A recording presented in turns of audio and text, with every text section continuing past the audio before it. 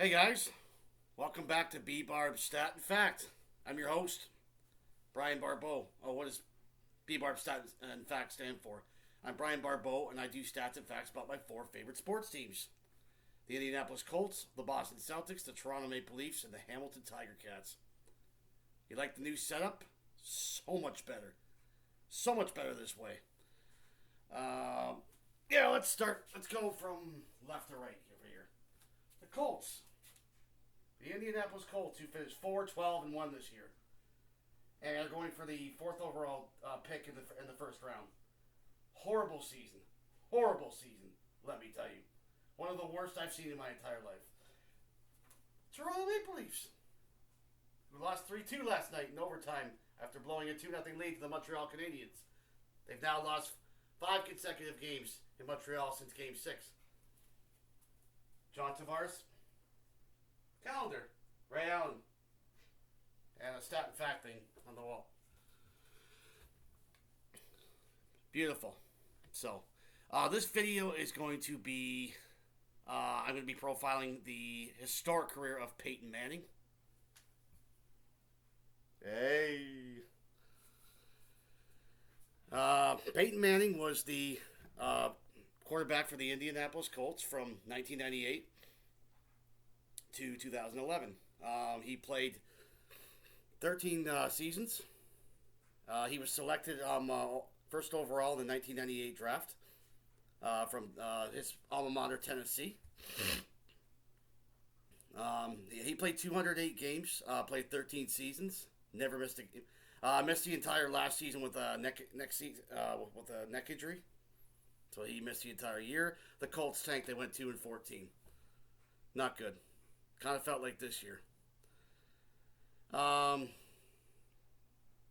He had 399 touchdown passes, franchise record. Believe me, this guy has a litany of records for the Colts, let me tell you. And each and every one of his 13 seasons with the Colts, he threw at least 26 or more touchdown passes, franchise record. 11 of those 13 seasons, he threw for at least 4,000 passing yards, franchise record. He led them to 11 winning seasons. And from 2002 to 2011, he led them to 9 consecutive 10-plus win seasons. And from 2003 to 2010, he led them to 7 consecutive 12-win seasons. So there's 16 games in a football season, right?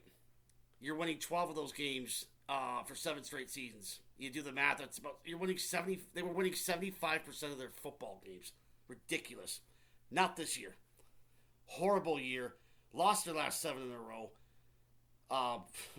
Yeah, I'm just getting away from Peyton Manning for a second. Lost 7 in a row.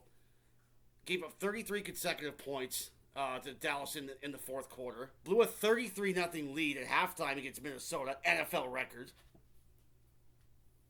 Bullshit, I tell you. So anyways, back to Peyton Manning while I cool down my anger. Yeah.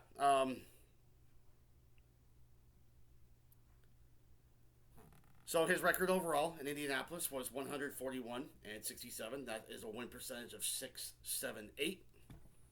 In the playoffs, he was 9-10. He lost his first 3 playoff games. He did not win a playoff game until the 2003 season. Playoffs when the Colts were victorious, 41-10 over the Denver Broncos. And then the following week against the Chiefs in the divisional round, they won 45-35. In those first 2 games in the playoffs, Peyton Manning was 44 of 56, 681 yards, 8 touchdown passes, only allowed 1 sack. The Colts did not punt for 2 consecutive games. It was absolutely ridiculous. And then played the Patriots in the AFC Championship game where they laid an egg, and which saw Manning threw 4 touchdown passes. Or 4 interceptions, sorry. It was one of the worst games of his career. Patriots defense really made life miserable for him in Foxborough. So,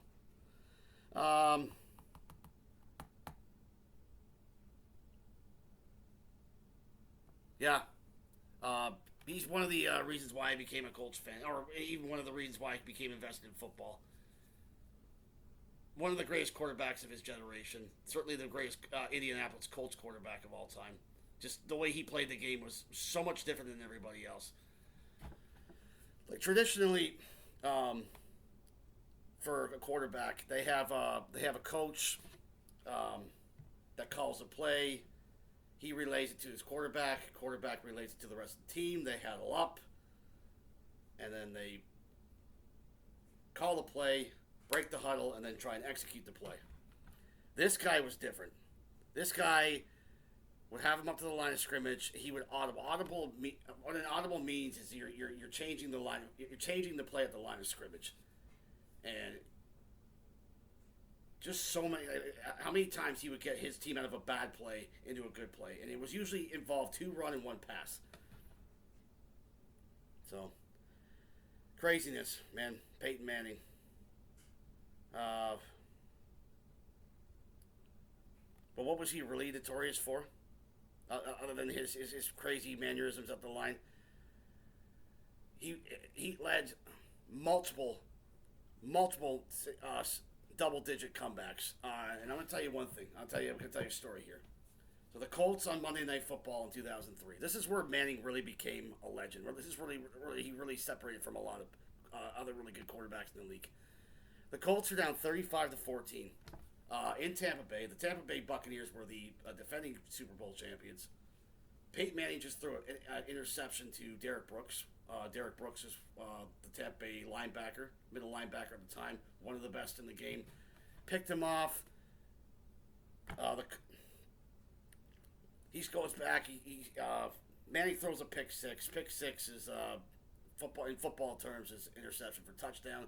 He returns it for a touchdown. Looks like the game is over.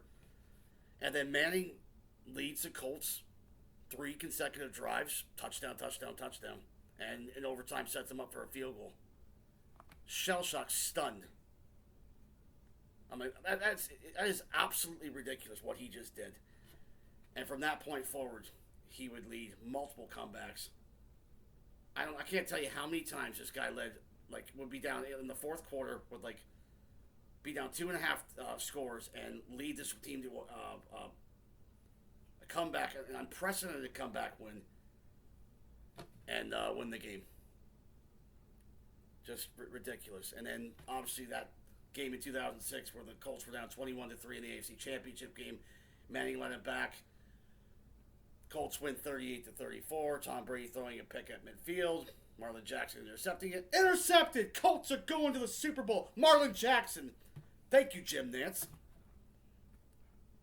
I'll never forget that. Yeah, he was. We were one of the best teams in the league for a long time. That is not the case now. Now that I've just profiled Peyton Manning's career, listen, the last couple of years since Andrew Luck retires, which was 2009, he dropped that bombshell. After he was going to retire just before the 2019 season began. Colts were unprepared for this bombshell announcement. And ever since, it's been patchwork. It's been a patchwork job with this team. Let's go get Phillip Rivers, who's all of a year left away from retiring. Had a nice career, but he was never going to get us over the top. Let us do an 11-5 season in 2020 during the COVID year. Played the Bills in the wild card.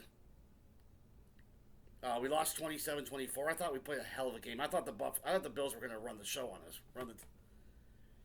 He had over 300 yards passing, a couple touchdowns, never got sacked, never turned the ball over.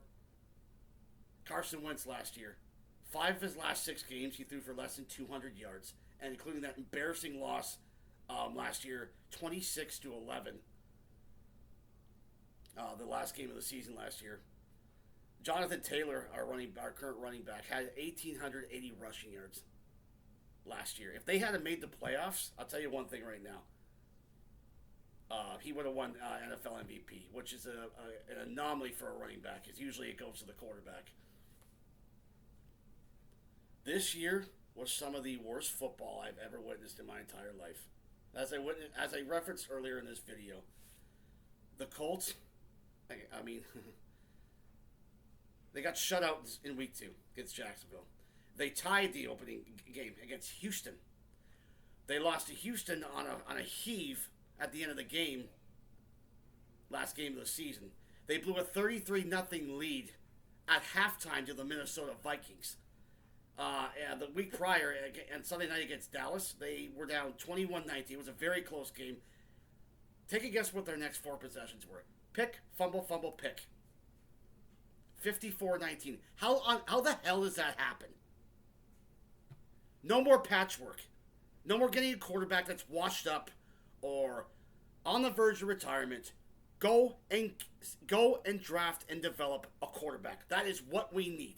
That is what we need. I'm tired of this patchwork stuff. I don't care if we got to rebuild for a few years. Whatever. C.J. Stroud, who just declared himself for the NFL draft this year for 2023. He is the Ohio State Buckeyes quarterback. This kid's pretty good. I've watched some of his highlights. This kid can throw the ball. He can run. He can throw with precision.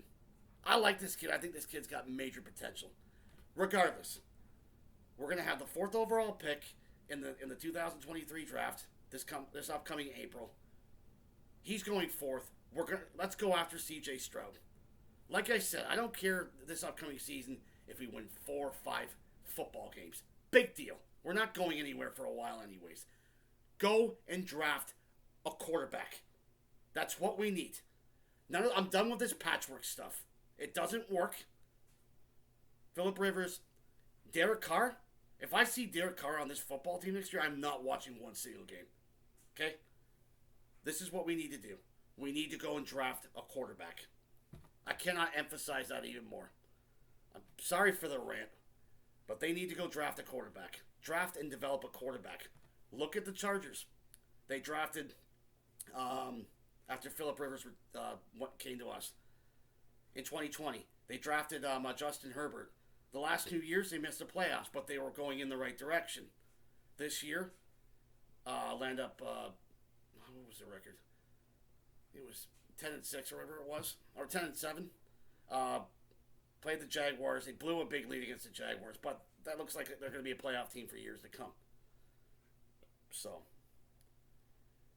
Peyton Manning and the 2022 season, which was an absolute freaking disaster on all accounts.